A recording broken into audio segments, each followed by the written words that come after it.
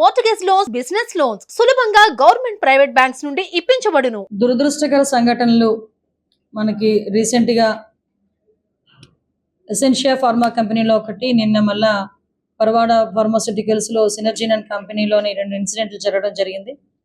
విషయం ఏంటంటే, Essentia pharma కంపెనీలోని ఇన్సిడెంట్ మనకి 2 o'clock ఆ టైంకి జరిగిన వెంటనే వితిన్ 45 minutes to 1 hourలోనే ప్రభుత్వ యంత్రాంగమైన మన కలెక్టర్ గారు, ఎస్పీ గారు, జేసీ గారు, అదేవిధంగా మిగతా డిపార్ట్మెంట్ వాళ్ళందరూ, fire department, NDRF, SDRF within 1.5 hourలో మొత్తం అంతా కూడా యాజమాన్యం అంతా కూడా అక్కడ చేరుకున్నారు. ఆ విషయం ప్రతి ఒక్కరికి కూడా తెలుసు. సుమారుగా అక్కడ జరిగింది చాలా అతి పెద్ద ప్రమాదం. ఆ ప్రమాదం నుంచి బయట కాపాడడానికి ఫైర్ డిపార్ట్మెంట్ వాళ్ళు కూడా ఇమీడియట్గా రెస్పాండ్ అయ్యి దగ్గర 15 మందిని రెస్క్యూ ఆపరేషన్లో రక్షించడం కూడా జరిగింది. అది గనక ఇన్ టైంలో జరగకుండా ఉండుంటే ఇంకా మనకి మృతుల సంఖ్య పెరిగేది. సీరియస్గా ఇంజ్యూర్ అయిన వాళ్ళు ఒక 20 మంది, కొంచెం పాక్షికంగా ఇంజ్యూర్ అయిన వాళ్ళు ఒక 18 మంది కూడా ఉండటం ఈరోజు ఇప్పటికీ కూడా హాస్పిటల్స్లో ఉండటం అన్నది మనందరం కూడా చూస్తున్నాం. అంటే సుమారుగా 17 మంది చనిపోయిన తర్వాత అంతకు ముందే ఇమీడియట్గా రెస్క్యూ ఆపరేషన్స్లో కానీ, ఫైర్ని కంట్రోల్ చేసే విషయంలోని కానీ ఎక్కడ కూడా కాంప్రమైజ్ అవ్వకుండా డిపార్ట్మెంట్ వాళ్ళందరూ కూడా దగ్గర మంటలు ఆర్పిన తర్వాత ఆ రెస్క్యూ ఆపరేషన్స్ అన్నీ జరిగి ఏవైతే డెడ్ బాడీస్ని బయటకు తీసుకొచ్చారో ఆ డెడ్ బాడీస్ అన్నిటినీ కూడా కన్సర్న్ ఇక్కడ కొంతమంది ఎన్టీఆర్ హాస్పిటల్కి, కొన్ని కేజీహెచ్కి తరలించి మిగతా వాళ్ళందరినీ కూడా ఇమీడియట్గా ఎక్కడ హాస్పిటల్స్ ఉన్నాయో అన్నిటి దగ్గరికి పంపించడం జరిగింది.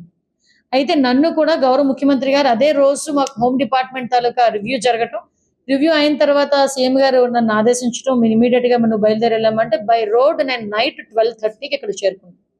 12:30 నుంచి మరుసటి రోజు చంద్రబాబు నాయుడు గారు వచ్చి వెళ్ళినంత వరకు కూడా నేను ఆ ఫార్మా కంపెనీ దగ్గర నేను కూడా స్టే చేశాను.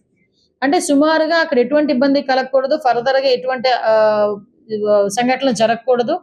అక్కడ జరిగిన వాటికి వాళ్ళకి సహాయ చర్యలో పాల్గొనాలి. నెక్స్ట్ డే సీఎం గారు వస్తానన్నారు. ఆ ప్రోగ్రామ్ కూడా మనం ఒకసారి దగ్గరుండి సార్కి అన్ని చూపించాలి, ఎక్స్ప్లెయిన్ చేయాలని ఒక మంత్రిగా ఉన్న నేను, కొనతాల రామకృష్ణ గారు మాతో పాటు ఎర్లీ మార్నింగ్ 5 o'clock వరకు మాతో పాటు ఉన్నారు. నేను ఎందుకు ఇవన్నీ చెప్తున్నానంటే, నిన్న పులివెందుల ఎమ్మెల్యే గారు ఇక్కడికి వచ్చారు.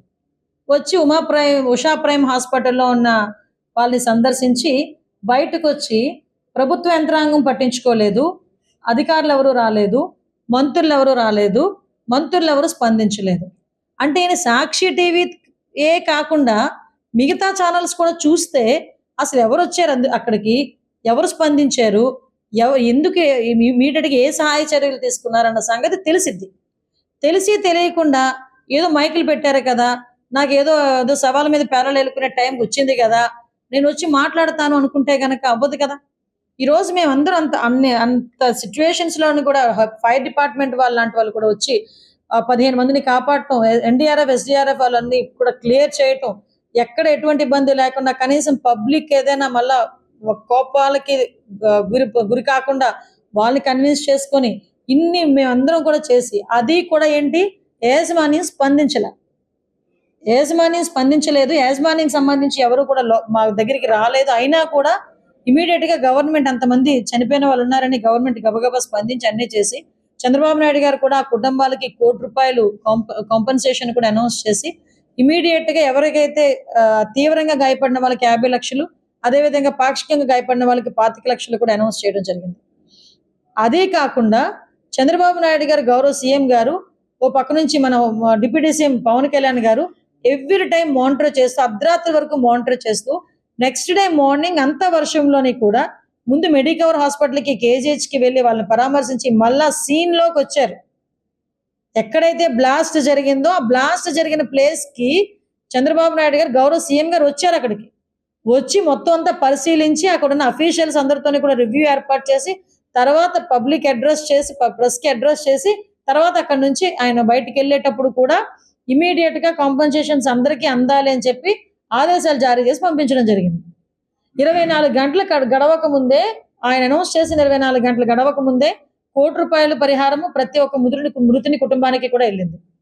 అతను మళ్ళీ అనౌన్స్ చేసి ఆయనకి 24 గంటలు కాకముందే ప్రతి ఒక్కరికి అకౌంట్లలోకి డబ్బులు వెళ్ళినాయి. మేము చెక్కులు తీసుకెళ్ళి ఇవ్వడం కాదండి.